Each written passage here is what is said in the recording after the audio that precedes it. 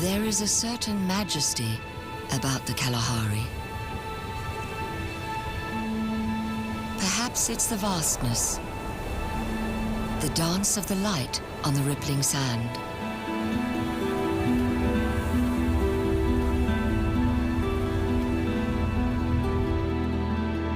It's a harsh and unforgiving place.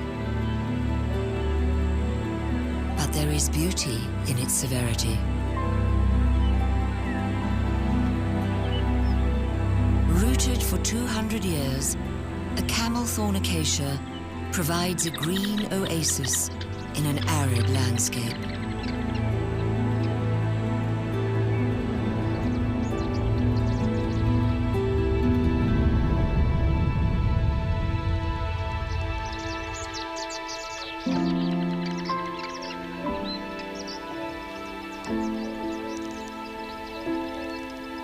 Born of the Kalahari sand, a majestic acacia stretches its branches towards the heavens, as if to envelop the surrounding landscape. It has felt the environment change over time. Many depend on this magnificent tree for food, shelter, and a hunting ground.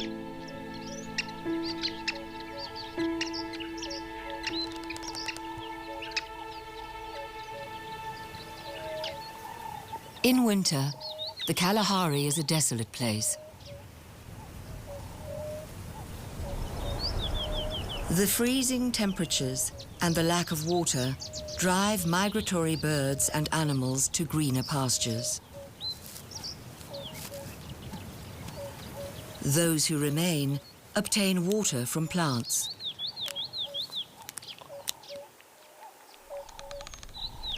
To quench its thirst, the camel thorn probes its roots almost 200 feet into the earth. Blessed with leaves throughout the year, in winter they're covered in dust. Yet in this shabby state, this camel thorn is not as isolated as you might think.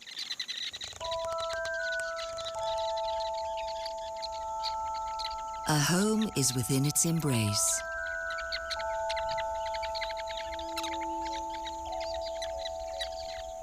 Built to withstand the Kalahari's harsh temperatures, this nest is occupied throughout the year.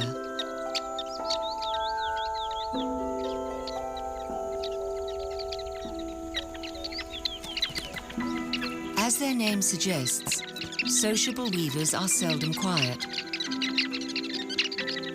unless asleep. And their incessant chattering, a constant reminder of their company-loving nature. For years, the tree has cradled this giant haystack as the weavers build and maintain the nest, one generation after another. In a good year, they number almost 500, each pair with its own living quarters.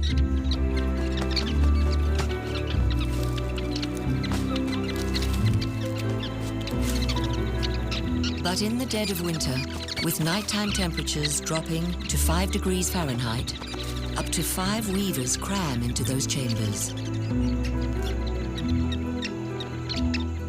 As the colony expands, one nest is not enough for the weavers.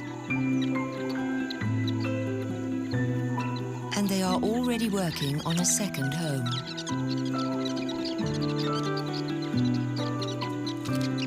Sociable weavers are clever little engineers. They've figured out that they need to use different materials for different parts of the nest.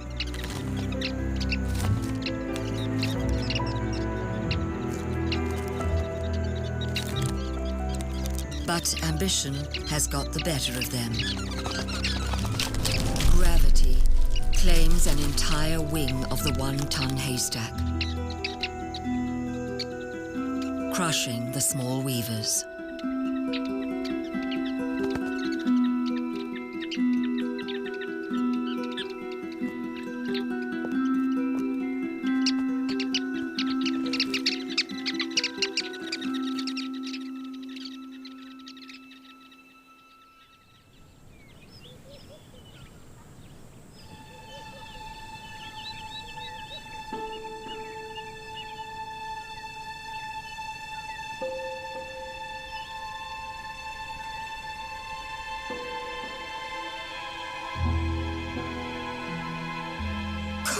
nights in the Kalahari make for frozen mornings.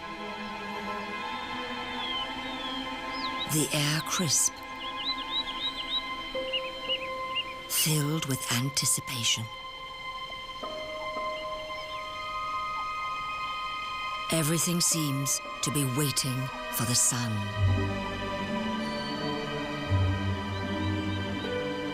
Plants are covered in shards of ice.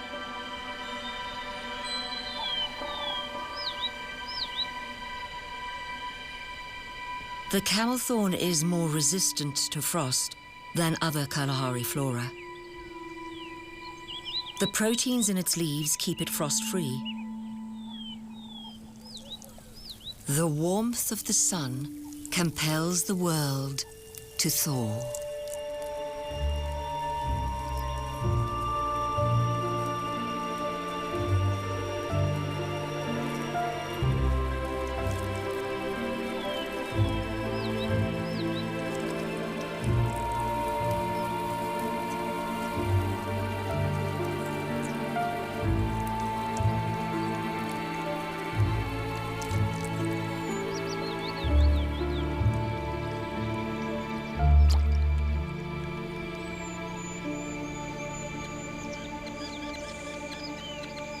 But the frost has done its damage. The leaves of the blackthorn bushes around the acacia die. But nothing in this harsh place goes to waste.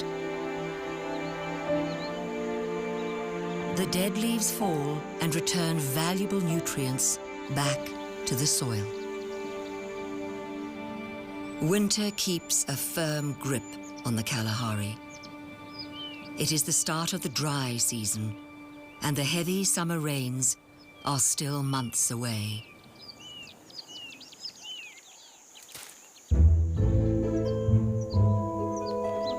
Meerkats emerge with the early morning sun.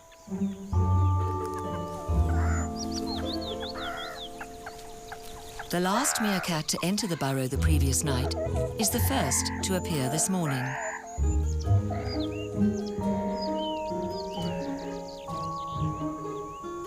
After a night crammed into a burrow, meerkats relish a bit of sunbathing. They face the sun and use their tummies as solar panels. Today they are well aware of a female pale chanting goshawk perched in the camelthorn's branches. She and her mate often hunt from this vantage point. But the female goshawk isn't interested in the mob of meerkats. She's waiting for her mate to return.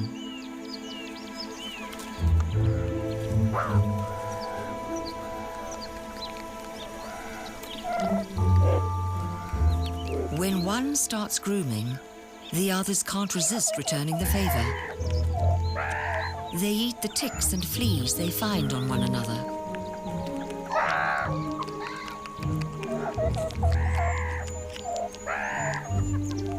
All this mutual attention distracts them. It's rare for them to miss something as important as the male goshawk returning.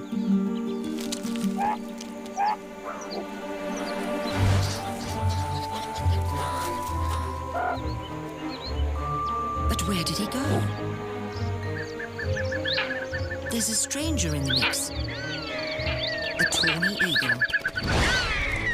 These eagles are notorious for stealing from other raptors, like goshawks. The male goshawk fiercely defends his turf.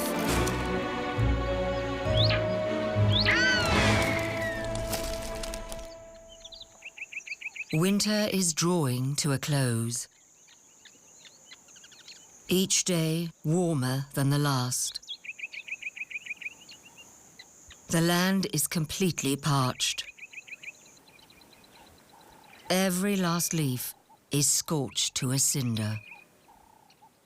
Although summer is the rainy season, spring always signals promises of change, with small bursts of rain.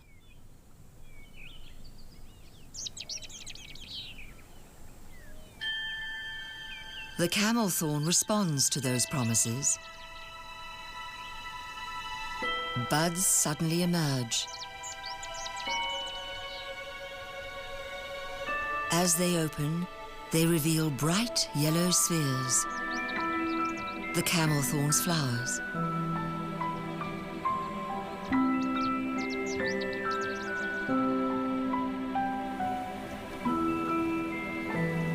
With time, the golden orbs become more and more and more. And soon the tree is covered in a bright yellow cloak, ready to seduce its pollinators. Those with wings and legs can go and search for their mates, but a tree is forever rooted. The acacia needs to entice others to it with a sweetly scented aroma.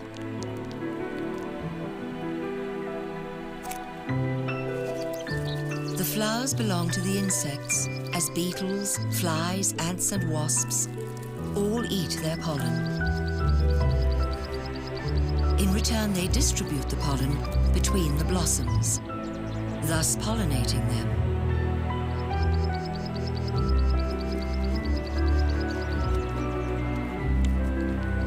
Intoxicated by the blooms, these spotted leaf beetles plunge headfirst into the bristles to devour their pollen.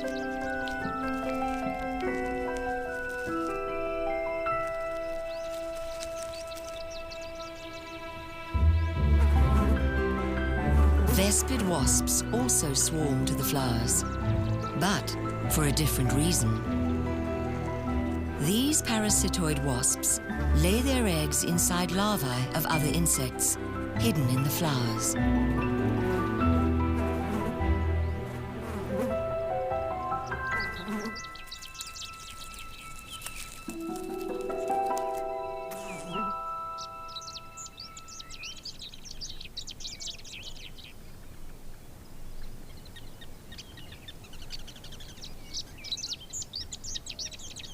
Underneath the sociable weaver's nest, a swarm of red paper wasps is constructing their papery houses. These comb-like dwellings are made of plant material, fibers from dead wood, and the wasp's own saliva.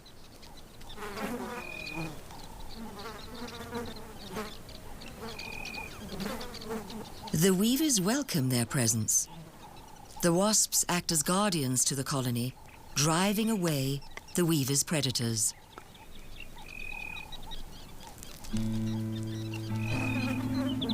They flap their wings at a rate of more than 200 beats per second. A warning to enemies: stay away.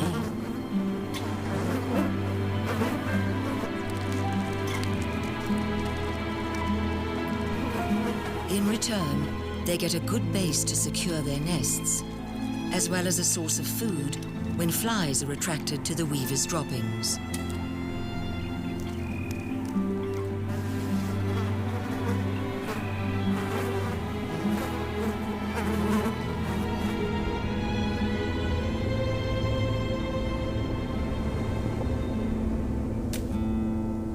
And with that, it is over. Spring comes to an end. But not before the start of something new. Pollination was a success, and tiny pods peek from the camelthorn's flowers.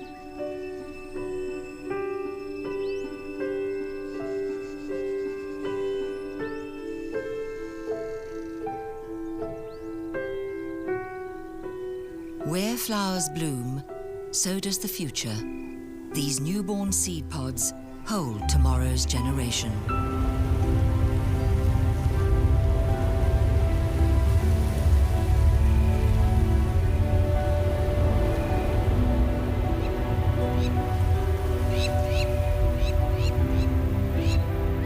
As the desert's mantle burns twilight amber, an untamed chorus resonates through the beauty of the night.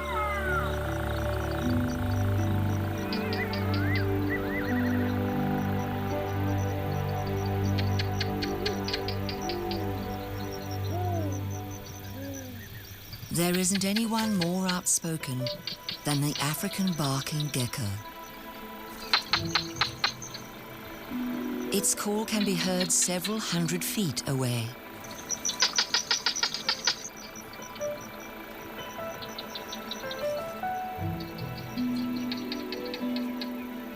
Only male geckos have a yellow throat.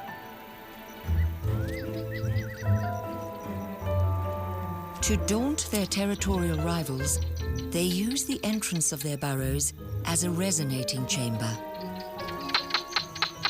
pronouncing their size and aggressiveness. In seasons of abundance, they leave their burrows to hunt for their quarry. These include termites, ants, and beetles. Mostly they are sit-and-wait predators. Food or foe? Food.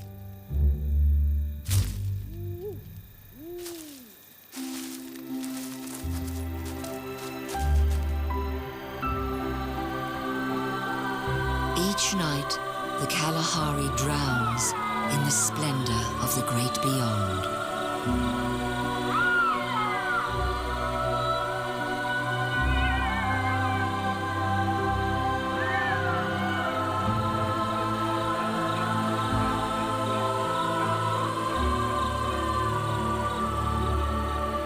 Each dawn is a reawakening.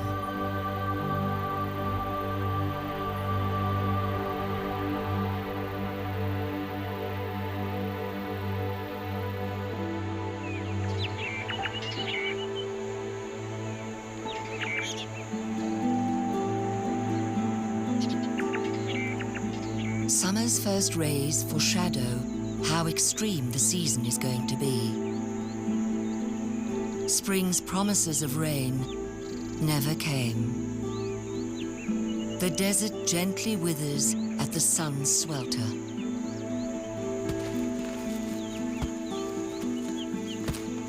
With its ability to endure immensely hot conditions, a gemsbok is the embodiment of the land.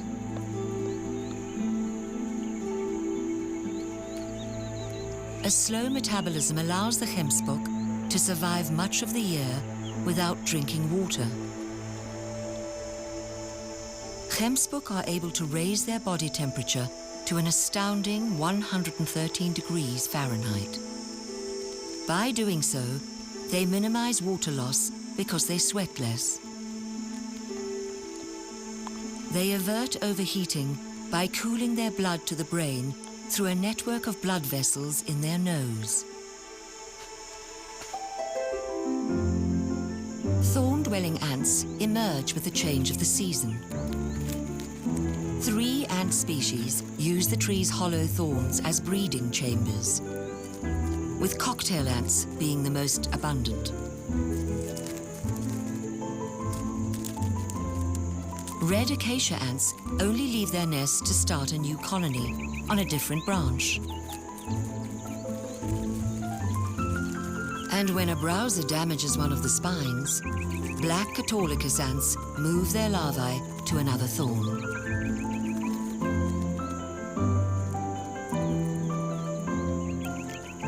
To protect their home, these tiny warriors will attack anything moving.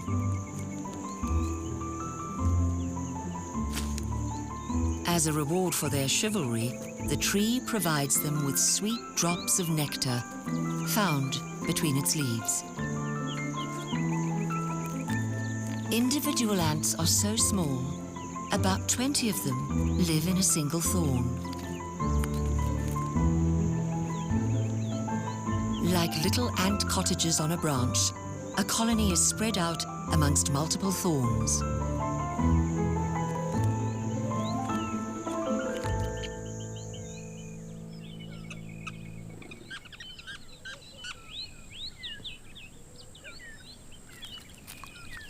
Beneath the haystack, the queen of the red paper wasp colony is able to control the sex of her offspring by storing sperm in her body.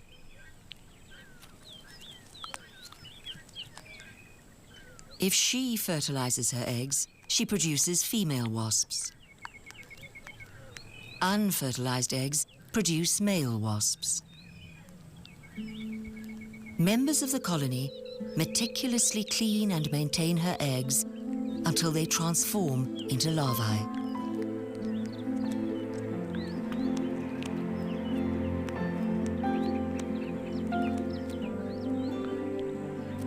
Adult wasps vibrate their bodies to stimulate the larvae, which in return release nutritional saliva, a welcome treat for the mature wasps.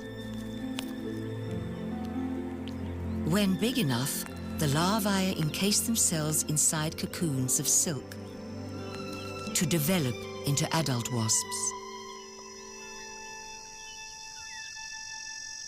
Synonymous with summer is the piercing sound of the Kalahari. And all that noise comes from this little guy.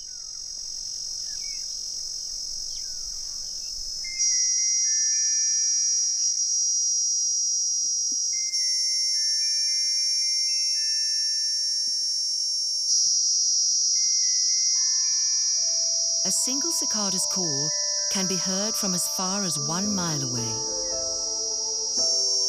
It is the male that produces this note by vibrating membranes in his abdomen.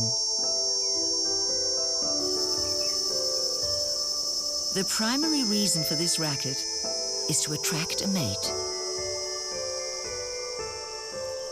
Today, the cicada is drawn to the camel thorn for a different reason. From underneath his abdomen, a straw-like mouthpart pierces the camel thorn's bark and sucks out some sap.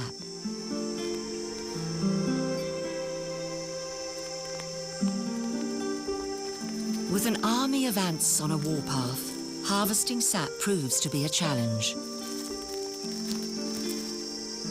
A cicada has to drink large quantities of tree sap to get enough nutrients. But what goes in must come out. They spray it away from where they feed because sugars in this discharge would promote mold.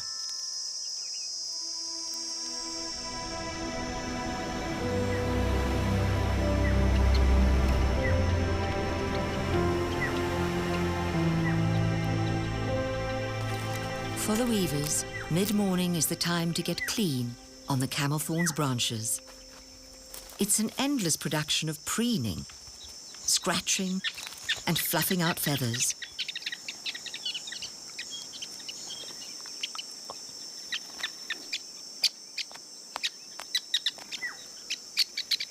But in the midst of this performance, a visitor arrives. This is not a social call. The acacia pied barbet and its mate are waiting for the weavers to go and forage. These birds are squatters, taking advantage of the weaver's hospitality. They use the weaver's nest for roosting, but also breeding. The barbets have to occupy a chamber before the weavers return, or there will be hell to pay. The female gets inside, but the male is stuck outside, and the weavers are back.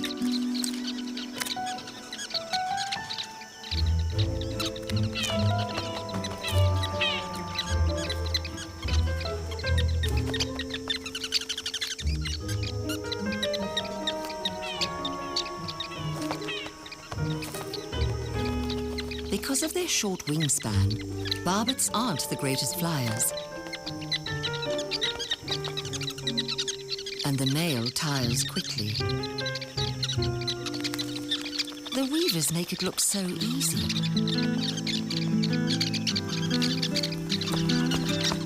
The male barbet desperately tries to join his mate inside the nest. The weavers won't allow it.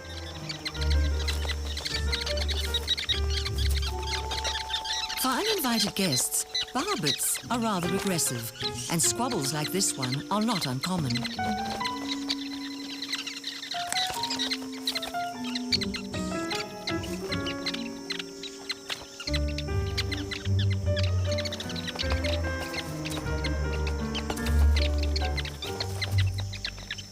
Another squatter patiently watches the battle from above.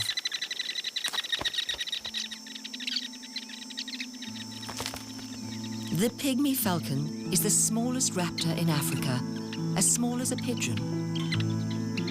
It doesn't build its own nest, so the falcon relies on the sociable weavers for a place to stay.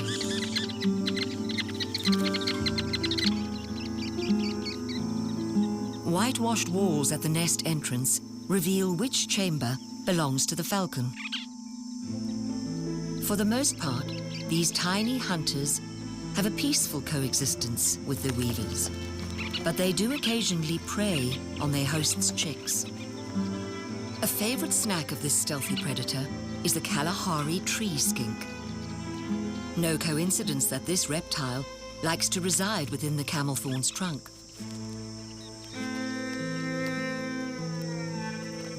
The skink can't regulate its own body temperature, and a sunny branch is the perfect spot to stretch out.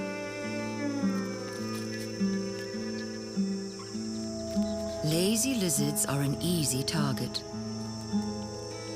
But these lizards have excellent climbing abilities, ideal for a quick getaway. When threatened, the skink takes refuge inside the camelthorn's trunk.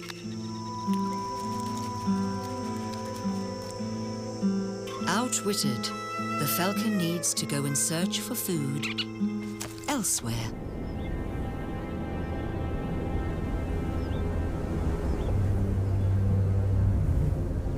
On days like these, one can feel the desert's restlessness.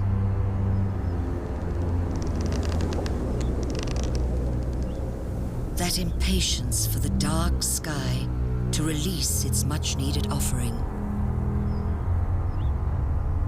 The land craves rain. But the skies only taunt the dry earth. The clouds move on to release their promise elsewhere.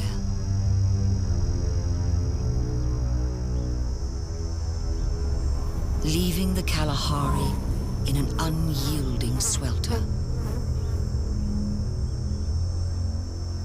The wind and dust are merciless. The heat takes its toll on plants and even the most robust animals. With temperatures as high as 113 degrees Fahrenheit, life takes to the shade. For a yellow mongoose, it's the perfect time to bond. Adapted to these harsh conditions, the camelthorn is the largest tree in the Kalahari and provides a welcome sanctuary. But in its shade, something sinister is hiding. Here, sand tampan ticks bury themselves in the sand and wait for unwary travelers to lie down. They respond to the slightest increase in carbon dioxide above ground and emerge to attach to their hosts. A springbok, well equipped for this invasion, gets rid of these little pests with a tooth comb. But a scrub hare is not as lucky as that, and the ticks target its exposed ears. In just 30 minutes of sipping blood from an oozing wound, a tick's size increases tenfold.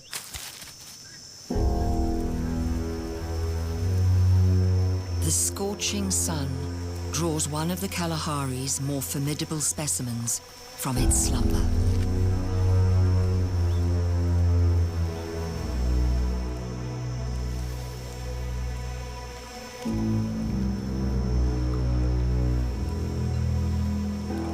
A Cape cobra is on the trail of something.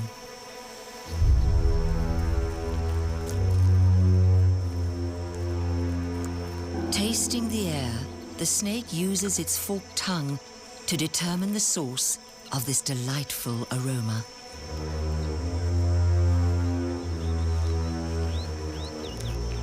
The Cape cobra is a first-rate tree climber. It uses scales and body muscles to grip the rough bark, working its way up the acacia's trunk.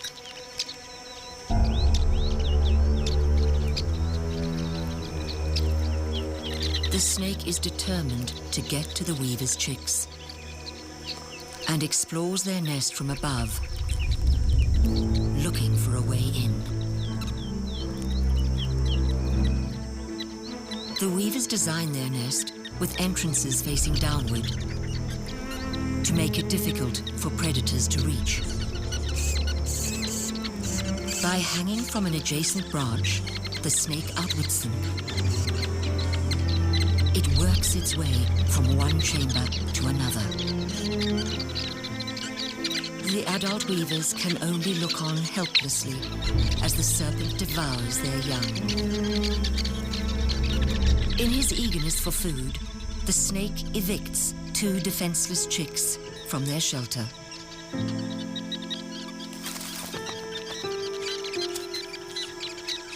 Unable to do anything, the parents can only watch as a tyrant beetle makes a meal of the young.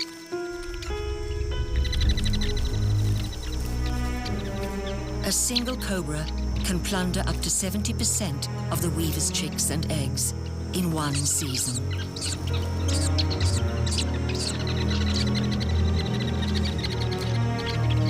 But not today. The cobra loses its grip.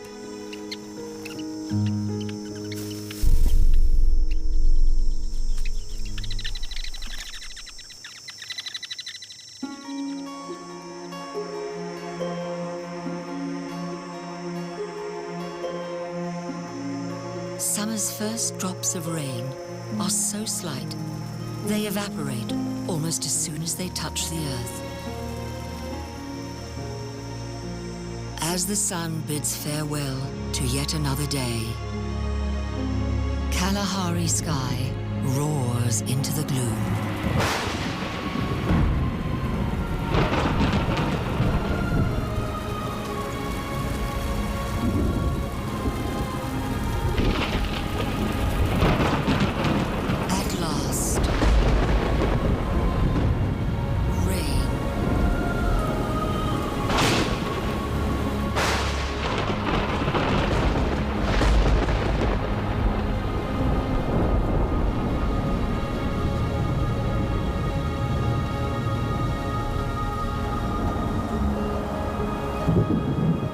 It is all the desert needs for life to endure.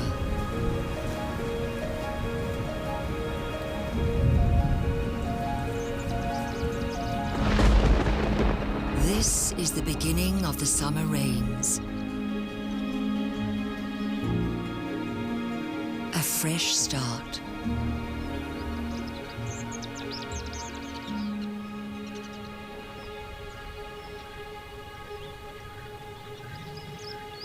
With fruit hanging from the tree's dried flowers, the camel thorn's mature pods are now most vulnerable. This is when the tree's biggest adversary appears.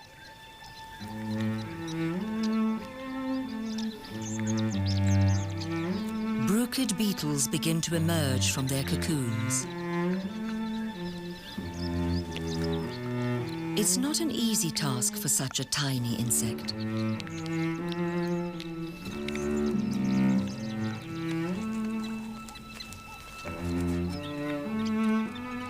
The beetles then head off to find a mate. While the fruit is still soft, the female lays an egg on one of the ripening pods. When it hatches, the larva bores through the pod wall and burrows into a ripening seed.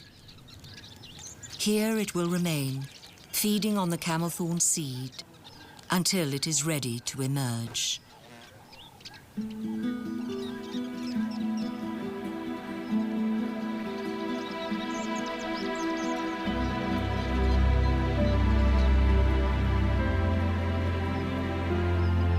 has transformed the landscape. No longer an isolated oasis, the camelthorn is lost in an ocean of green.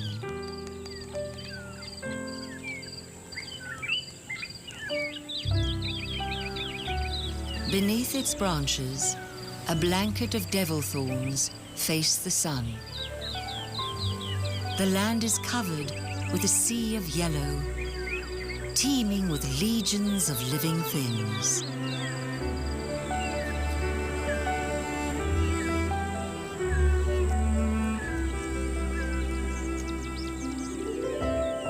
Each year sees the return of the brown-veined whites.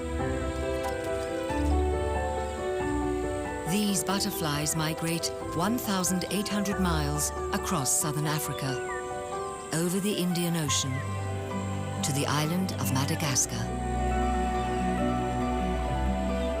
They stop every 20 minutes to refuel with nectar or risk dying from dehydration.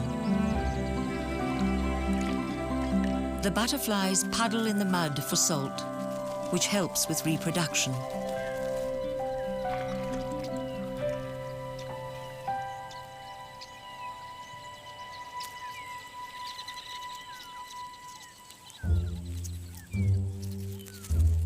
On the camelthorn's branches, something has caught the attention of a colony of pugnacious ants. By tickling these orange globs, they get a sticky droplet as a treat. What looks like clumps of amber gum are actually tiny bugs called scale insects. These insects attach themselves to the tree's branches to feed on the sugary sap within. But here they are exposed and need protection, so they lure the ants with a drop of sweet dew. In return, the ants vigorously defend their honeypots. They are one of the most aggressive ant species.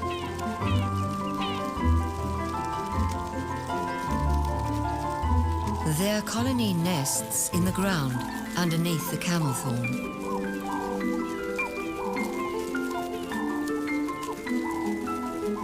Where the female workers frantically scurry about, searching for food. Mostly animal matter, dead or alive.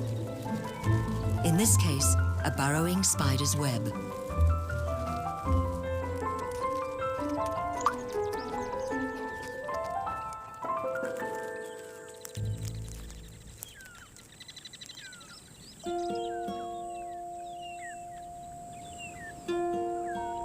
Between the camelthorn's branches, a garden orb web spider has constructed her web. These webs can stretch up to 2 feet or more across.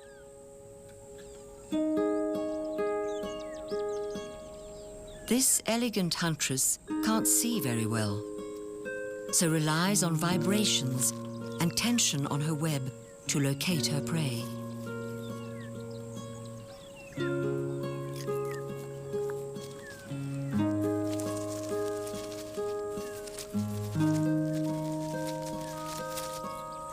She secures an adult antlion by wrapping it up in silk.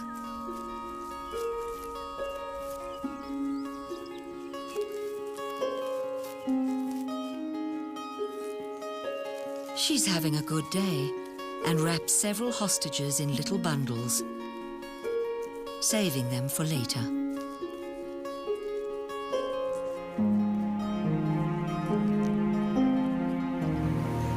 During these midsummer days, clouds are a more regular occurrence.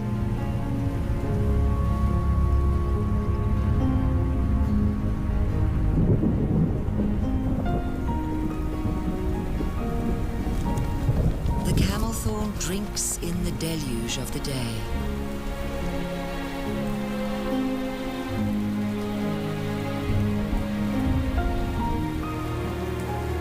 But the nest also soaks up the rain, making it dangerously heavy.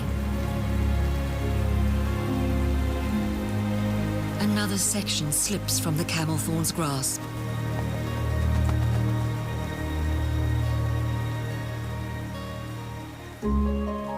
The white butterflies cling onto wet foliage. Luckily, they have water-resistant scales, so they don't get too wet.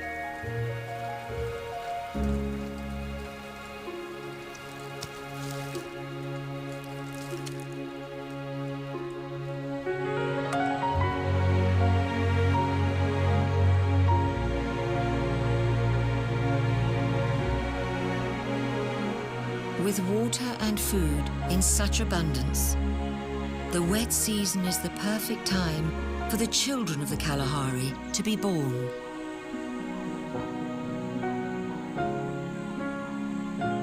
Underneath the camel thorn, a baby scrub hare waits motionless for his mother to return.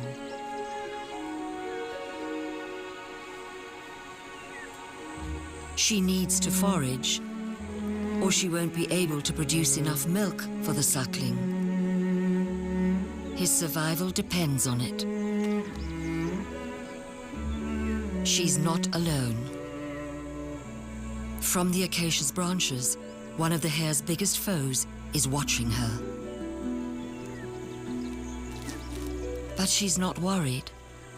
The eagle owl sees much better at night and rarely hunts during the day. For now, it's just roosting in the tree's dense foliage.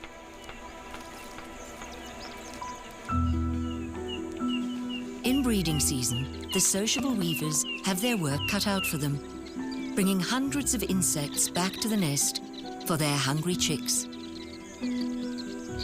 When a youngster is ready to fledge, the parents encourage their chick to leave the nest.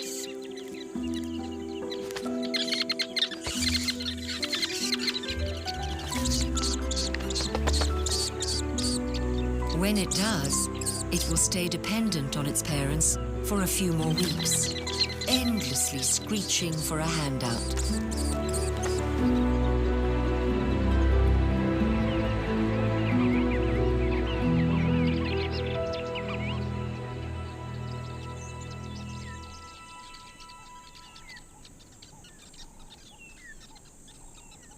Ten months since they first emerged, the acacia's seed pods have dried and hardened, protecting their contents against the elements. One by one, they seize their independence.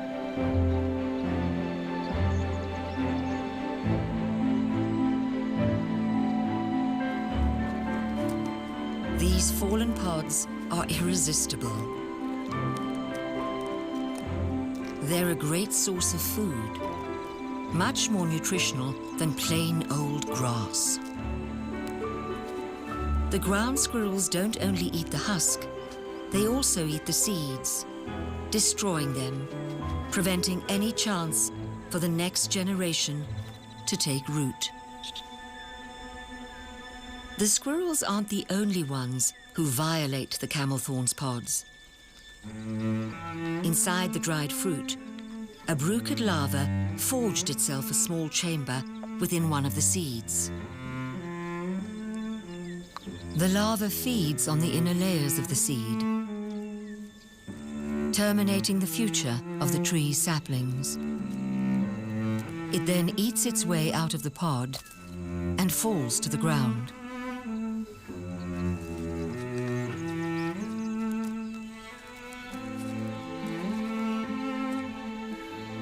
It then encases itself in a cocoon. But these pests can be stopped. To germinate, the camel thorn seeds need to be eaten.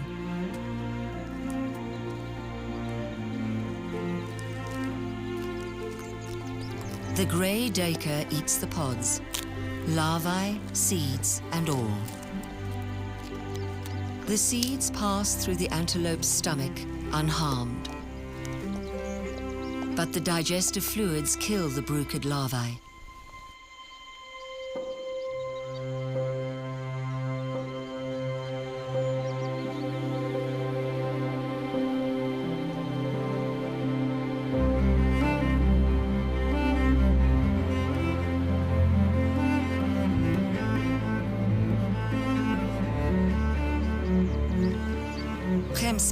springbuck, and duikers are the tree's saviors, eating the camel thorn's pods.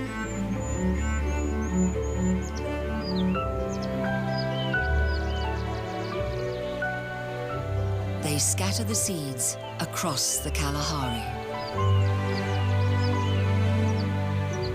Wrapped in their own packages of nutrient-rich compost. Softened by the digestive fluids, it's now easier for the seeds to germinate.